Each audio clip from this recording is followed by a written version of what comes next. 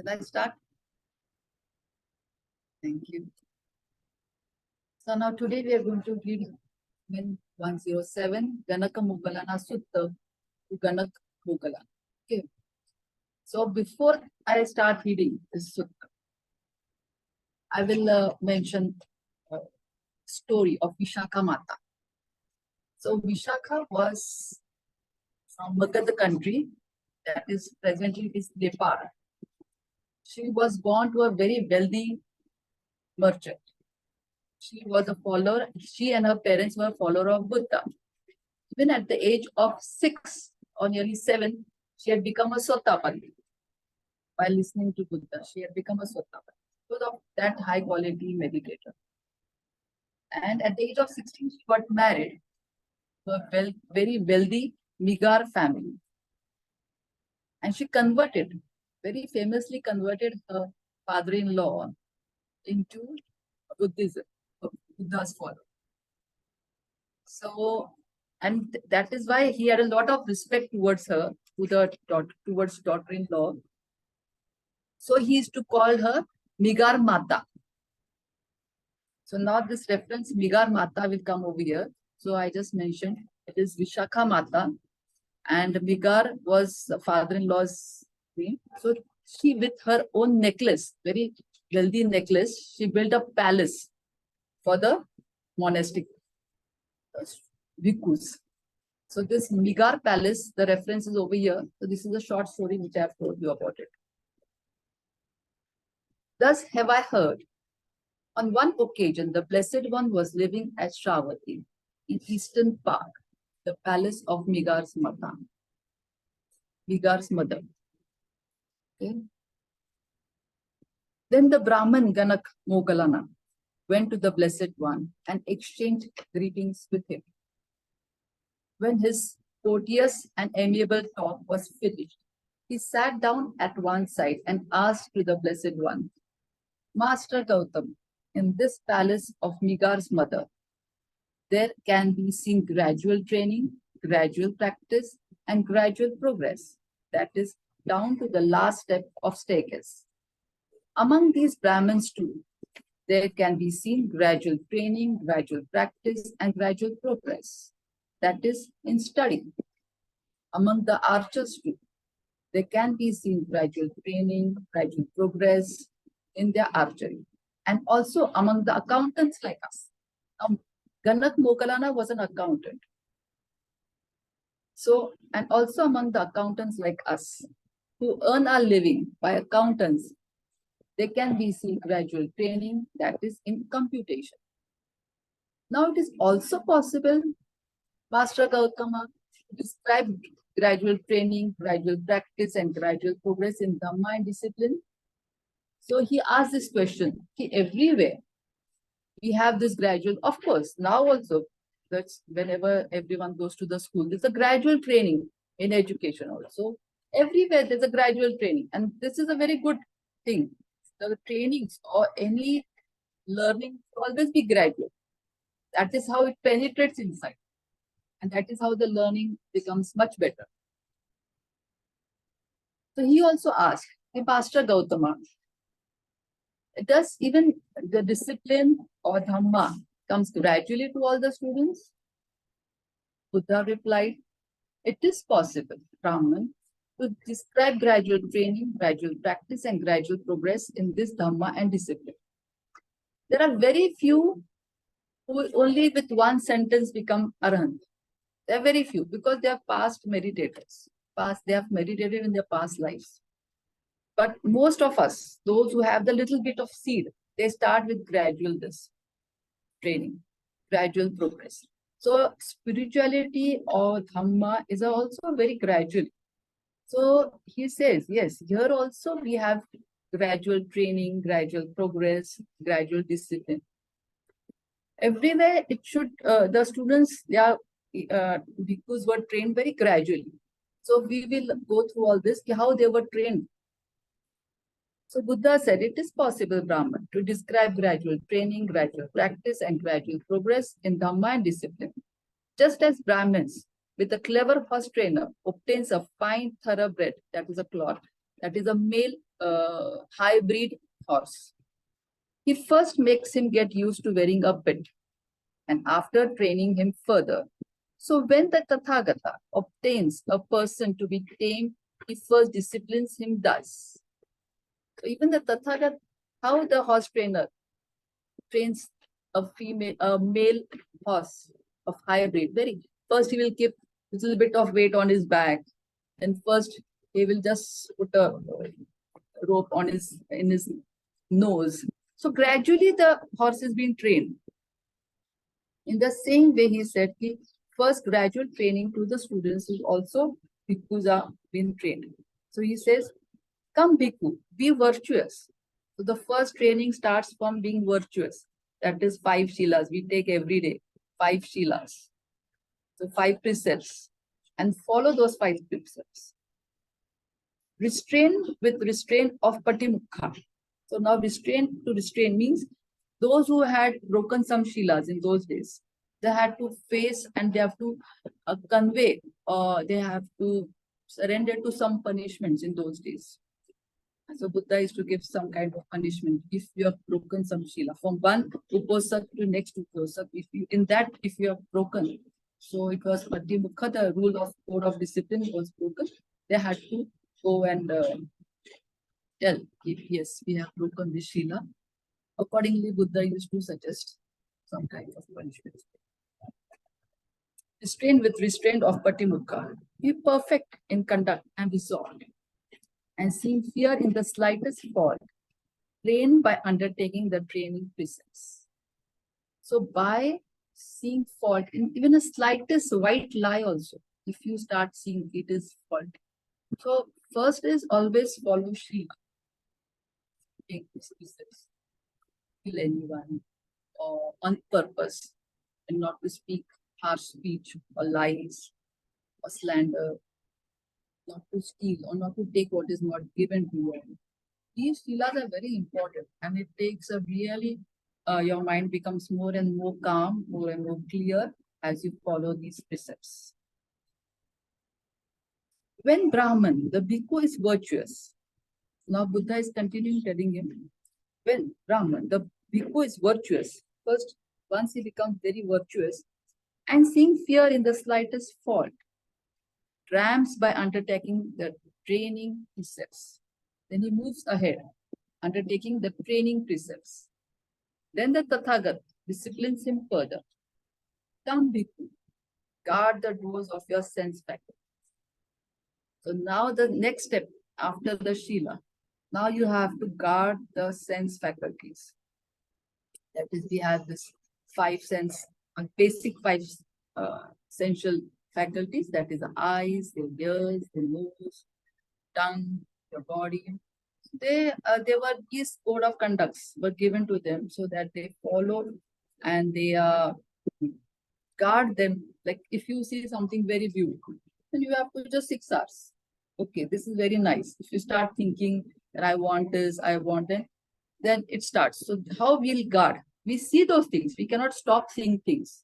But then what happens in your mind if there's a fragrance coming up? And what happens in your mind at that moment of time is how you have to guard yourself. If you start craving for that fragrance or craving for that taste again and again, that means you have started, the craving has started. But if you just do 6 hours, okay, the fragrance is nice, but then it's just fragrance is fragrance, enough.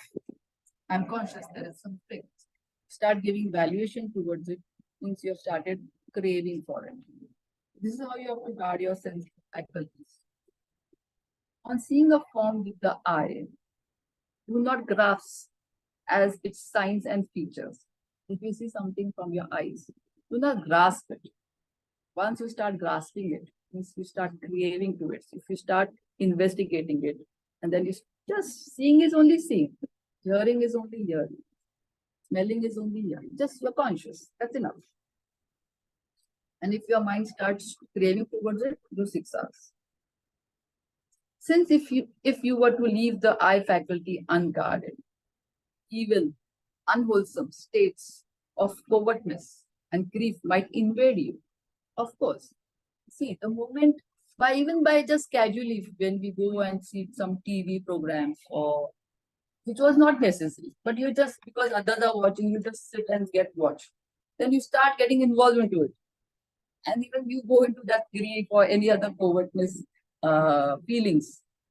So you unnecessarily start getting involved into all those things which you really did not wanted to do. So we really have to guard those things, and we have to stay away from all those things to begin with.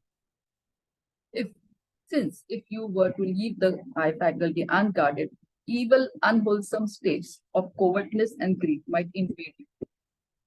Practice the way it's restrained. Practice the way of its restraint. Guard the eye faculty. Undertake the restraint of eye faculty. On hearing a sound with the ear, on smelling an odor with the nose, on tasting a flavor with the tongue.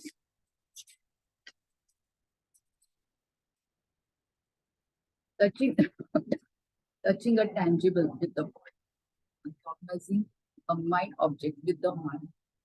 Do not grasp at its signs and features. Since if you were to leave the mind faculty unguarded, even unwholesome states might invade you. Practice the way of its restraint. Guard the mind faculty. Undertake the restraint. You have 6 sense doors. One is also mind. Whatever comes in your mind, just it is come. If you start grasping into this, this has come in my mind, if you get involved, if you start taking things personally, whatever is coming in your mind, not doing start taking things personally. So you're not guarded. So yeah, definitely you will land up into dukkha. That is, evil states will come, everything will keep moving. So then the dukkha is always there.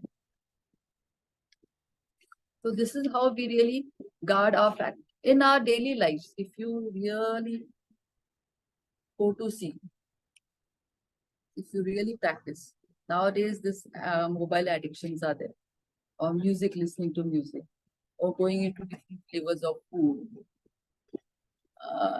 We really, with this one Dhammapada verse is there. What is essential? We have to know what is essential. What is not essential? We really know that this is not essential. Once you start bifurcating these things in your life, is this essential? Is this non-essential? So if you are going into things which are really essential, we really need to eat some food or water or see some things while walking and this, but they are essential.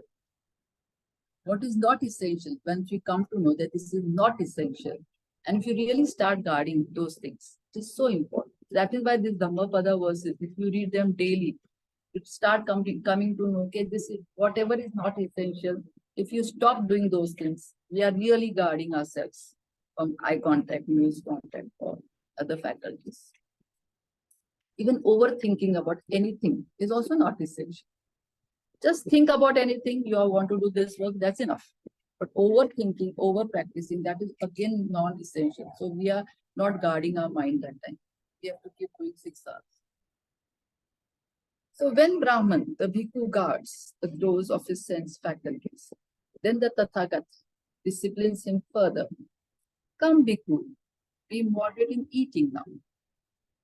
Reflecting wisely, you should take food neither for amusement, nor for intoxication, nor for the sake of physical beauty and attractiveness, but only for the endurance and continuance of this body, for ending discomfort, and for assisting the holy life, considering. Thus I shall terminate old feelings without arousing new feelings. I shall be healthy and blameless, and shall live in comfort. Now here, I will say nowadays, that time only food was only food, what we ate. But now we are having so many kinds of foods. So much of newspaper, there's a food for your mind. Then whatever new serials we see, or TV, or that is all unnecessary food. So if you are really conscious about having actual food, that also we have to not do it for your amusement or for attractive of the body. But other foods also, we have to really, there is no need for newspaper. If you really need, then only go for that.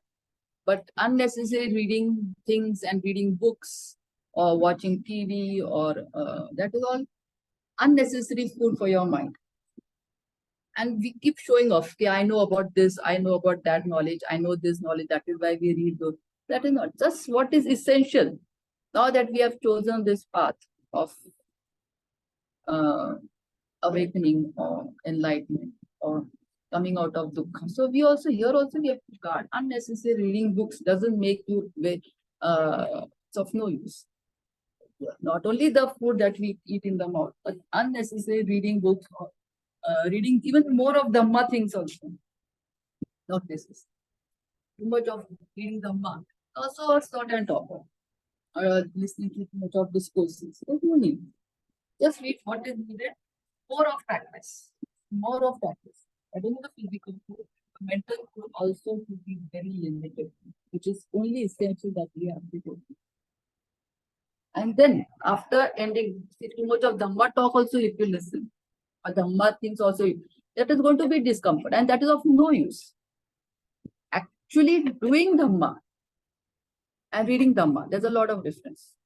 Practicing 6 hours, practicing Brahma Vihara is very much important than just listening to Dhamma talk or reading Dhamma things. That also we become more fatigued, unnecessary. Thus I shall terminate old feelings without arousing new feelings. So once we have this enough food for your body, and then we just have to sit and meditate, where all the feelings will come up. So we have to 6 hours them and not making new feelings, not creating new feelings. So old ones will automatically go away. For example, if we have a handkerchief with us and we are just keeping the handkerchief just under the water, a pure mind, the water I can see. So definitely new dirt is not going to come on that handkerchief and the old dirt will go. So we only have to take care that the new dirt doesn't come on that handkerchief. Old one will automatically go on away if the handkerchief is kept under the water, pure water. The same thing, if your mind is always in Brahma Viharas and you are doing 6 hours, the old feelings will definitely pass away and the new feelings will always be of Brahma Viharas. There also you don't have to get attached to any of the Brahma Viharas, any of the Brahma. You just have to observe. That is also again an object of meditation, Brahma Viharas. You do not have to get entangled into that and start saying, oh, so much of Maitri I have or so much of Karuna I have. That is again a distraction. Our work is just to observe. My mind is in this, is in Maitri Bhavana. That's enough. Or loving kindness. That's enough. Just like a movie, you have to sit back and observe our mind. Don't get too much attached to any of the Brahma Viharas also. When Brahman, the bhikkhu is moderate in eating. Now once you are moderate in everything, then the Tathagata disciplines him further. Come bhikkhu, be devoted to wakefulness. During the day, while walking back and forth and sitting, purify your mind of obstructive states in the first watch of night. While walking back and forth and sitting, purify your mind of obstructive states. In the middle watch of the night, you should lie down on the right side in the lion's pose, with one foot overlapping the other, mindful and fully aware, after noting in your mind the time for rising. After rising in the third watch of the night, while walking back and forth and sitting, purify your mind of obstructive states. What does that mean? So every posture, whatever you are doing, this is possible for bhikkhus, this is given for the bhikkhus, but we also, if we start living, taking things what are essential in our life and giving importance only for that, so we also can live this type of life where you are meditating whole time. While you're cooking, you're meditating. You're just observing our mind, what is going in your mind. When you're taking a bath, you're observing what is going on in your mind. While you're working, definitely you're working, that time you have to work properly. But if there are reactions going on in your mind, if you're not smiling, you have to work. If you see that you are working out of frustration or this, you have to just sit working career, we are lay persons. We have to do all these things. But whatever negativity starts coming in your mind, if you are watchful, then definitely we can do 6 hours, smile, continue our daily life. So while walking, while doing, if we are mindful, we practice mindfulness in this way, then definitely we will also progress. There were many lay persons who also had become Aram with us. When Brahman, the bhikkhu is devoted to bhikkhus, then the Tathagat disciplines him further. Come, bhikkhu, be possessed of mindfulness, of full awareness. Now, once you are moderate, you are practicing Shila, then you are moderate. Then the whole day you have organized your whole day into more of meditation or aware of whatever you are doing, you are talking, or listening. You are aware. And as I told you, essential and non-essential. Essential things we have to do. Unessential things, if you are really able to avoid them, you have won 50% of the battle. Then come bhikkhu, be possessed of mindfulness and awareness. What is mindfulness? As Bante Vimaram has told us. The movement of the mind, how our mind moves from one thing to another. So what is going on in your mind? If you are totally aware at that corner, one mind is observing the other. That is called as quiet mind, where we all have to reach, and we all have reached. So one person is observing the other person. And what is going on in your mind? Is it in your whatever you are doing? Is it being in loving kindness, or is there a frustration, or is there a negativity? And if you are watchful, then definitely that is called as awakeness. Awakeness is to be aware, so that if you're aware, as I told you, if you're aware and at the door, the gates, like if you the watchman is aware, so he is aware someone is coming in, somebody. So he'll be definitely aware if a thief comes in. But the thief will also not enter if he knows that the watchman is very much aware or the owner of the house is awake. Then the thief also doesn't enter. The same way, if you're aware, if you're awake all the time, watching your own mind, then definitely negative thoughts don't enter. And even if they enter, immediately we can do 6 hours. Act in full awareness when going forward and returning. Act in full awareness when looking ahead and looking away. Act in full awareness when flexing and extending your limbs. Act in full awareness when wearing your robes and carrying your outer robe and bow. Act in full awareness when eating, drinking, consuming food and tasting. Act in full awareness when defecating and urinating. Act in full awareness when walking, standing, sitting, falling asleep, waking up, talking and keeping silent. What is this acting full awareness?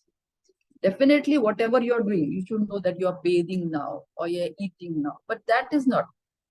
What is going up in your mind while eating or having a walk or while you're walking? What is going up in your mind? That is more. So these are the 4 foundations that we are moving. The first is Kaya Anupassana, then Dhamma Anupassana. Sorry, Kaya, Vedana, Chitta and Dhamma.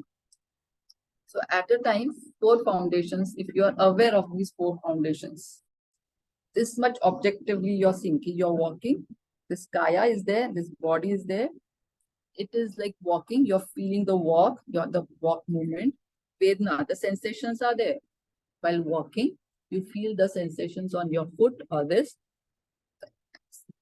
Third is Chitta. What is going up in your mind? What Dhamma is there in your mind now?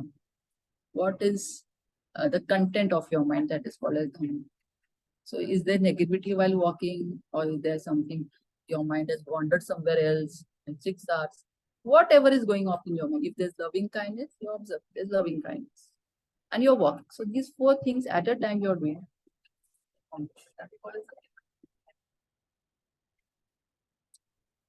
When Brahman, possessed mindfulness and full awareness, then the Tathagat disciplines him further.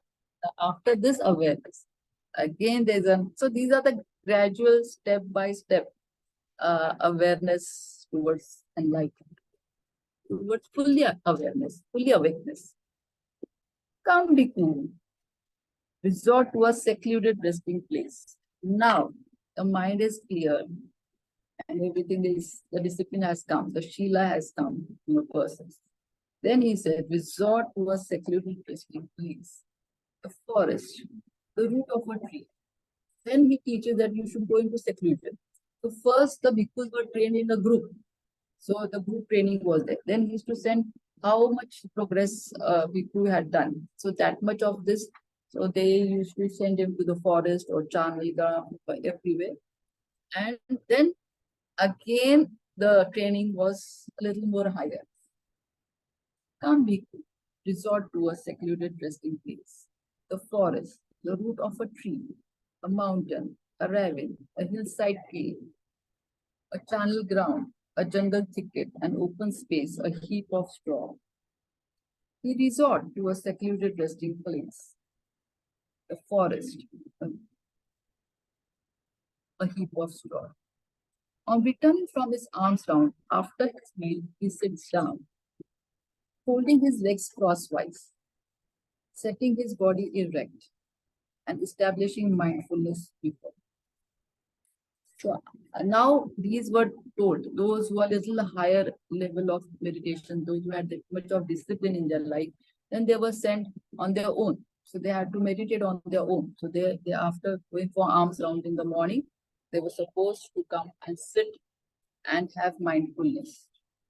Sit erect, and what is going up in your mind? Abandoning covetousness, that is greed, envious things. Even those days, everyone, even the bhikkhus, the monk, until unless you do not become an Aran or reach a very high stage, greed, covetousness, everything is going to come because of past karmas. It is going to come, no worries. Now we are just observing very objective, that much discipline we have, and we are not going to create more poverties. Whatever has come up, whatever envious, whatever defilements arise, we just have to observe and they pass away. This is the main training. Now they get time for to observe your mind. Abandoning covetousness. How to abandon covetousness or greed or whatever? By Siksa. Simple. Bhante has given us such a good formula. Very easy formula. Just recognize that there is greed in my mind. Release the attention on that greed. Bring it back on your body. Relax any tension, tightness, and smile. So that much amount of greed has gone, not the whole of greed. So that much of attention you are not giving to the greed, so the greed becomes weak and it goes. You just have to accept greed is there in my mind. Of covetousness is there. And remove the I from it.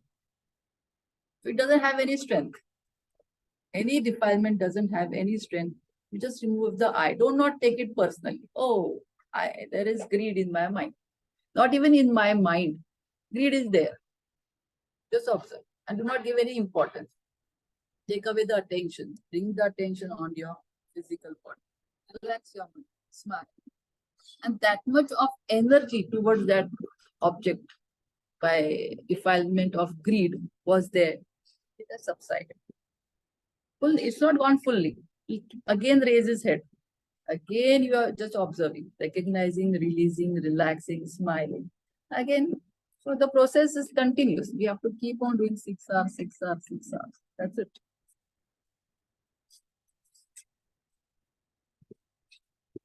So abandoning covetousness for the world, he abides with a mind free from covetousness. He purifies his mind from covetousness. Now we all know this for how to get. It's a very simple and good formula.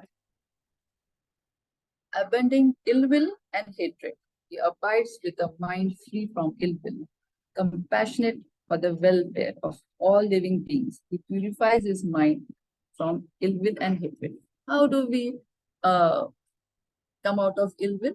By doing loving kindness, compassion, karuna, mudita. And so these keep changing. We do not have to change. We cannot change from loving kindness to compassion. Keep changing. We just have to observe. Once we go into this second jhana where you are just observing, there is no initial thought, or you do not have to bring loving kindness and everything. You just have to observe. So this is how ill will vanish. Whenever you are into loving kindness, there is no place for ill will. So same way, abandoning the sloth and topper, he abides free from sloth and topper, persistent on light. He's always into insight, good insights or awareness. So he's not in sloth and topper. Mindful and fully aware. He purifies his mind from sloth and topper, abandoning restlessness and remorse. He abides and unagitated with the mind inwardly peaceful. He purifies his mind from restlessness and remorse. So whatever uh, this defilements they come up, we just have to accept and come into loving kindness. So automatically those defilements are out and what we want. So because whatever we sow, we shall reap. So now we are not going to sow any ill will or repulse or covetousness. We are just going to try to sow loving kindness. So whatever we sow, we shall reap.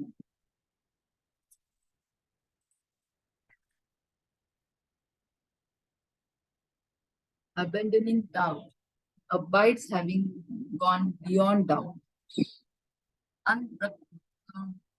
or experiencing no difficulty about wholesome states. He purifies his mind from doubt.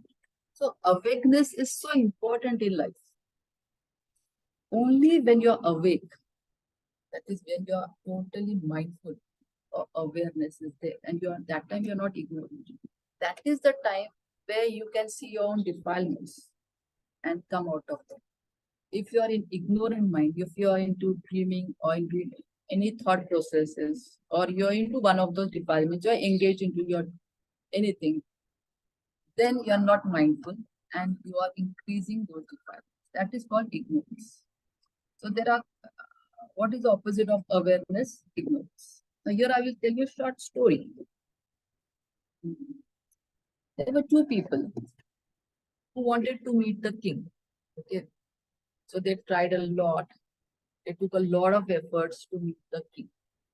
They took the permission of the minister, then guard, then took months together. Meet the king. They just wanted to meet the king. That's it. Both of them. Both were friends, very good friends. So finally they get an appointment to meet them. So they were kept in one room. They were both sitting in one room and waiting for the king. But one of them goes to sleep, fast asleep. And the other one remains awake. Is awake. The king enters the room.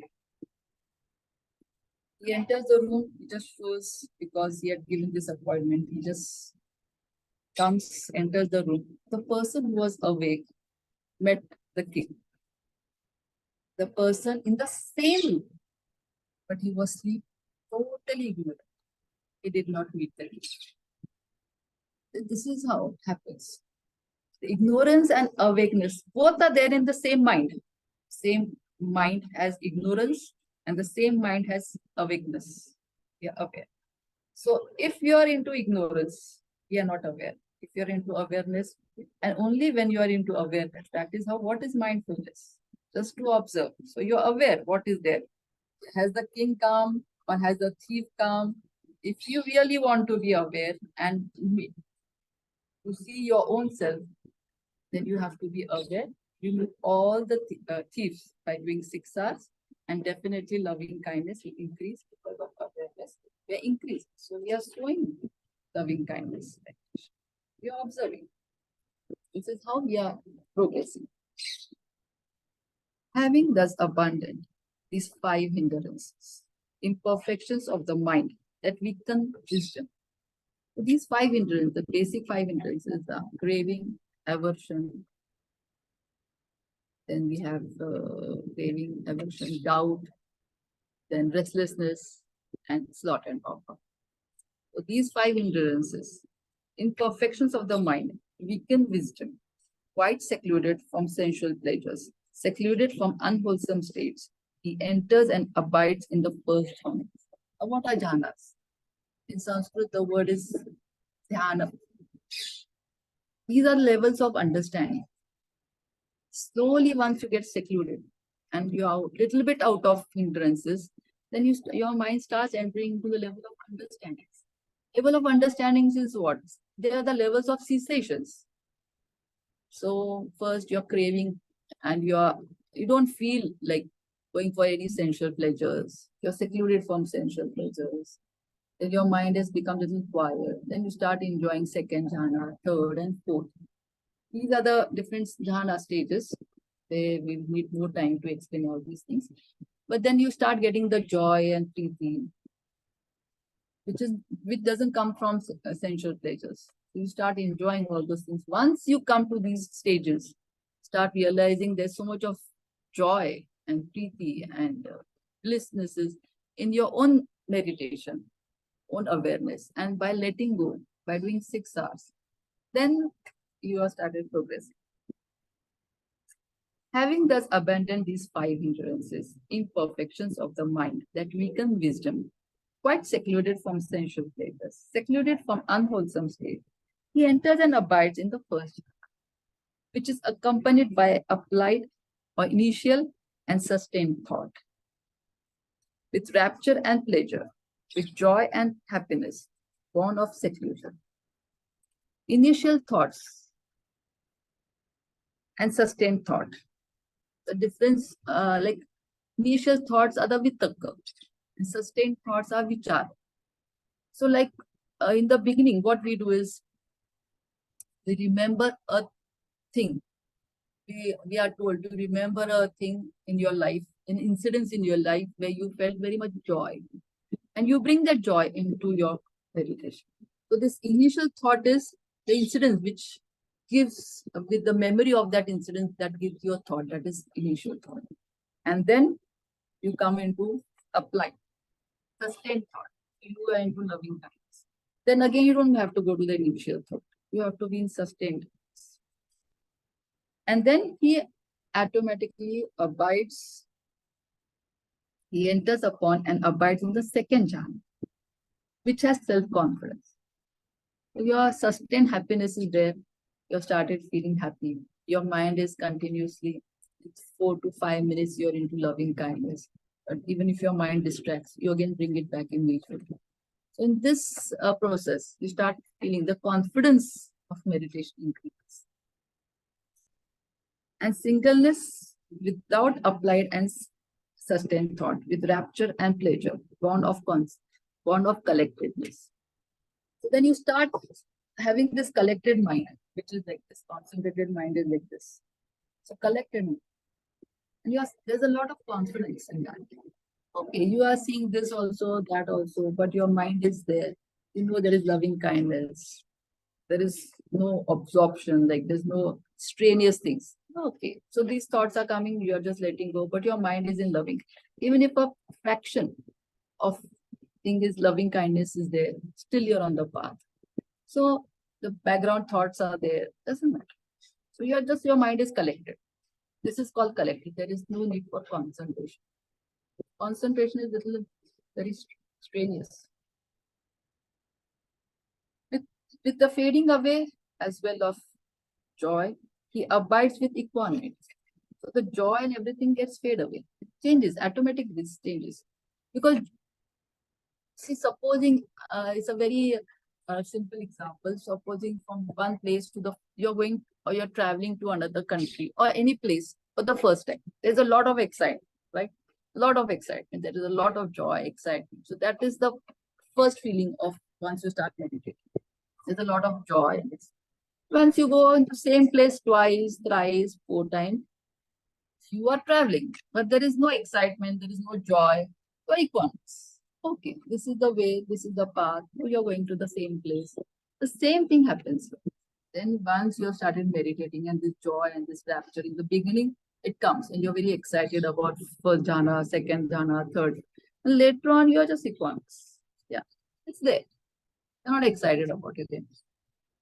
So this feeling of equanimity, he abides with equanimity. This is where we have to reach. And mindful and fully aware. Still feeling pleasure with the body, he enters upon and abides in the third jhana, on account of which Noble One announces, he has pleasant abiding, who has equanimity and is mindful. With the abandoning of pleasure and pain, with the previous disappearance of joy and grief, he enters and abides upon the fourth jhana, which has neither pain nor pleasure and purity of mind due to one.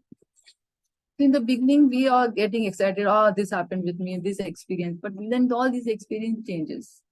Then we learn to know that everything is going to change. Even if there's bliss and your whole body is in comfort and preeti, prashabdhi is there. First, we get a little bit attached to all these experiences. But then later we come to know they just arise and they pass us. This is where your mind really starts becoming equanimous. This is the stage we just have to experience. Whatever arises, defilements will arise or a very pleasant feelings will arise. Whatever arises, I am just equanimous. Because everything is going to arise and pass away. This is my instruction, Brahman, to those people who are in higher trainings, whose mind have not attained the goal, who abide aspiring to the supreme security from bondage. But these things conduce both to a pleasant abiding here and now to mindfulness and full awareness for those bhikkhus who are arrant, with pains destroyed, who have lived the holy life, done what had to be done, laid down the burden, reached the true goal, destroyed the fetters of being, and are completely liberated through final life. So, up to a certain stage, Buddha or anyone can guide someone. Later on, everyone has to be on that path. So the things will arise, they will pass away. Once you know that you have to be equanimous, whatever arises and passes away, then whatever arises, how much karma stock you have, that depends upon individual. Some person will get liberated very early because their karma stock is very less. Some will take more time. But the stage is still here that you have to be equanimous towards our mind's movement. Whatever arises on the physical level or on the mental level, we have to be equanimous. When this was said, Brahman Ganaka-Moggallana asked the Blessed One. Now here again is the story. Here Ganaka, after listening to all these things, then he asked a question. When Master Gautama's disciples are thus advised and instructed by him. Now he said, you are instructing your disciples in the same way to everyone. Do they all attain Nibbana, the ultimate goal, or do some not attain it? So now he says, when everyone is instructed in the same way, same discipline is being given to everyone, do everyone attain Nibbana or some do not? So Buddha, when Brahmins, they are thus advised and instructed by me, some of my disciples attain Nibbana, the ultimate goal, and some do not attain. Now he says, some of them do attain, but some do not attain. Ganaka-Moggallana, he again has a question. Master Gautama, since Nibbana exists and the path leading to Nibbana exists, and Master Gautama is present as the guide, what is the cause and reason why when Master Gautama's disciples are thus advised and instructed by him? Some of them attain Nibbana, the ultimate goal, and some do not attain it. Which I told you the story. Two friends, both wanted to meet the king. Both were in the same room, but one fell fast asleep and did not see the king, did not meet the king. One was awake, and he met the king. So he says, you have given everyone the same advice. You have shown them the same path. Then some do not attend it, but some do attend. How is that? Now, when so many questions were asked, Buddha used to again ask written questions. So he asked Ganaka-Moggallana, okay, when you are from Rajgir, okay, he came to know by his face and everything. You are from Rajgir. So now people over here in Shravati must be asking how to go to Rajgir. So yes, he said, They do ask me. So do you tell different paths to everyone differently? She said, no, the same path I tell to everyone. So you have shown the path to Rajgir. They go from here, then turn right, then turn this, then turn that, and then they all will use the Rajgir, right? But some follow the path as you have told them exactly the same way. But some, out of ignorance or out of any other things, out of negligence, take a wrong way. Instead of going to the right, they take the left. Will they reach Rajgir? Then no, how can they reach? Okay. Then even if you are the same guide to both of them, but if the one doesn't follow the way you have taught him, will he reach? He says no. The person who follows, will he reach? Yes, surely he reach. Why? No one can stop him by reaching to Raj. The same way he says. Now the Buddha asks, as to that Brahmin, I will ask you a question in return. Answer it to your choice. What do you think, Brahman? Are you familiar with the road leading to Rajgir? Ganaka-Moggallana. Yes, Master Gautama, I'm familiar with the road leading to Rajgir. Buddha. What do you think, Brahmin? Suppose a man came who wanted to go to Rajgir and he approached you and said, Wherever, sir, I wanted to go to Rajgir. Show me the road to Rajgir. And I told him, now, good man, this road goes to Rajgir. Follow it for a while and you will see a certain village. Go to a little further and you will see a certain town. Go a little further and you will see Rajgir with its lovely parks, groves, meadows, and ponds. Then, having thus advised and instructed by you, he would take a wrong road and would go to the west. Then a second man who came, who wanted to go to Rajgir, he approached you and said, Venerable sir, I want to go to Rajgir. Then you told him, now, good man, this road goes to Rajgir. Follow it for a while and you will see Raj. Then, having been thus advised and instructed by you, he would arrive safely at Rajgir. Now, Brahmin, since Rajgir exists and the path leading to Rajgir exists, and you are present as the guide, what is the cause and reason why? When those men have been thus advised and instructed by you, one man takes a wrong road and goes to the west, and one arrives safely in Rajgir. Ganaka-Moggallana. What can I do about that, Master Gautama? I am the one who shows the way. Buddha. So too, Brahman, Nibbana exists. Path to leading to Nibbana exists, and I am present as the guide. Yet, when my disciples, having been thus advised and instructed by me, some of them attain Nibbana, the ultimate goal, and some do not. What can I do about that, Brahman? The Tathagat is one who shows the way. So the Tathagat, he said, only by my practice, only I can become enlightened. No one else. Everyone has to walk their own path. Everyone has to walk it. The Tathagat can only show the way.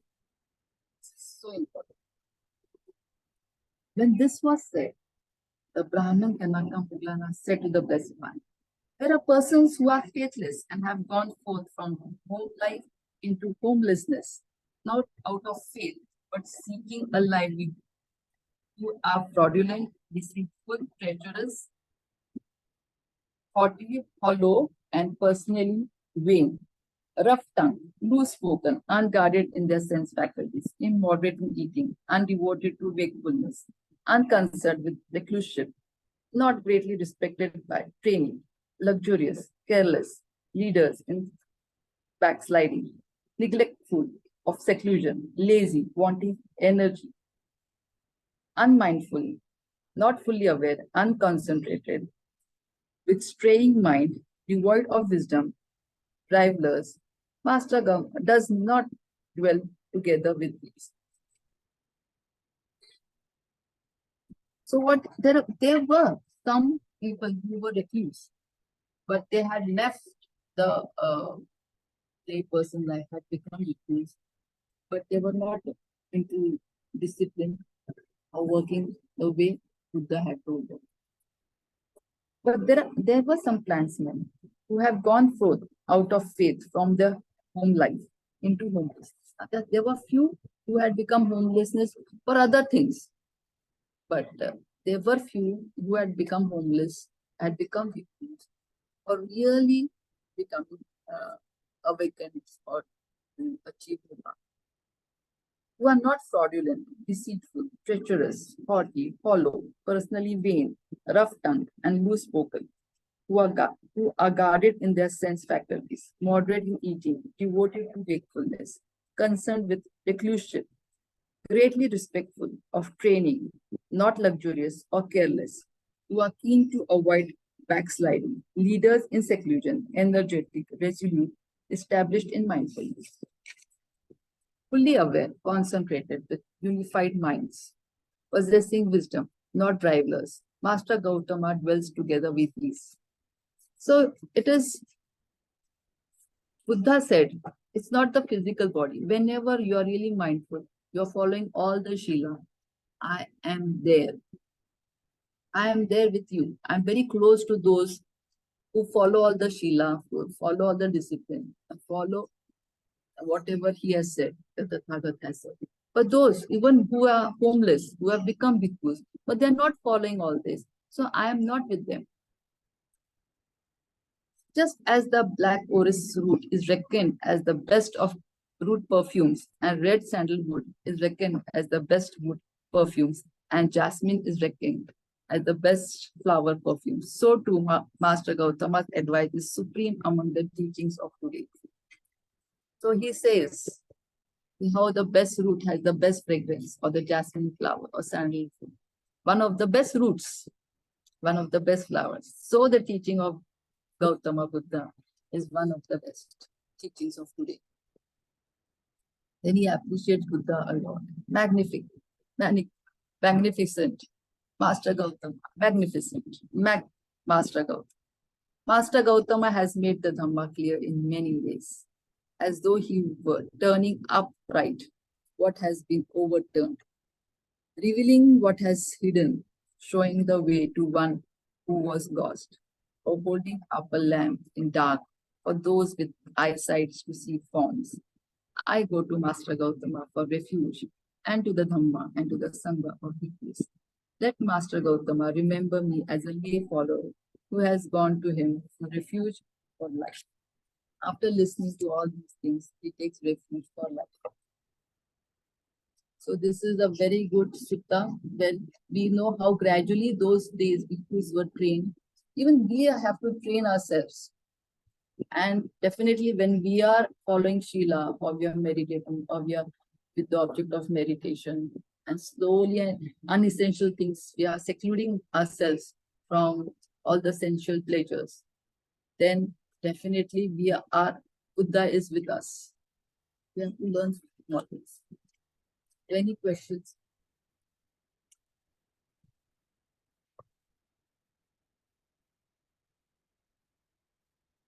Time is little less, the sutta was a little long. So any questions from your side? Anyone over here?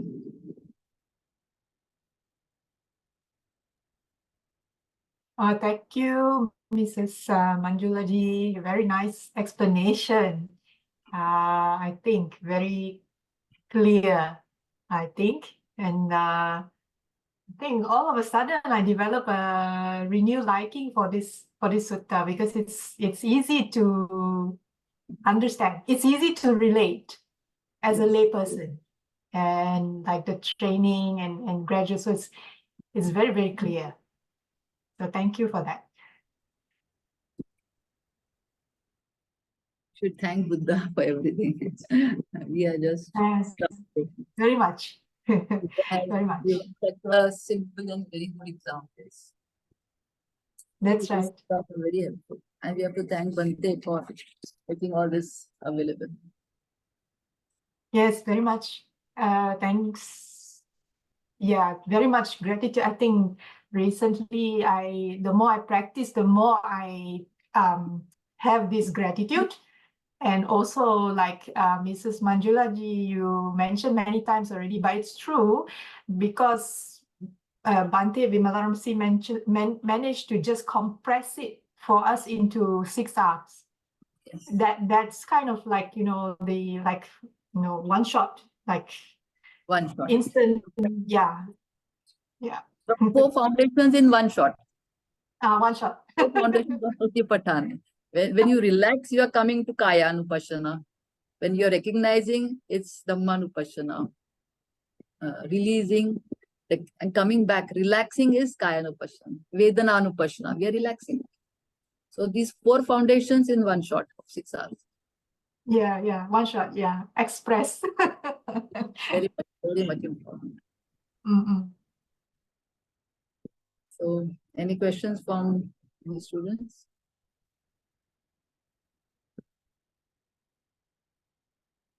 Then let us share merit. Anyone wants to make any concept clear about 6 hours? There are few students. I think Michelle is there. Huh? She's a new student.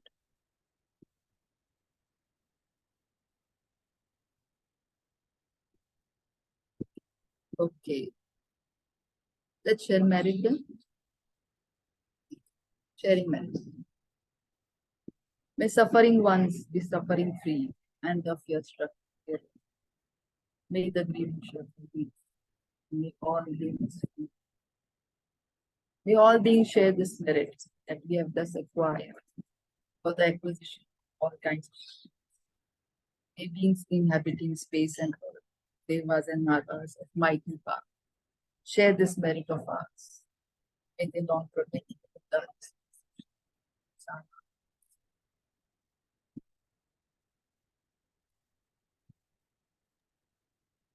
Thank you very much, Mrs. Manjula ji. Hope to see you next time. Thank you, everyone, for dialing in. As usual, there will be the recording uploaded later. Okay, have a good week. Bye-bye.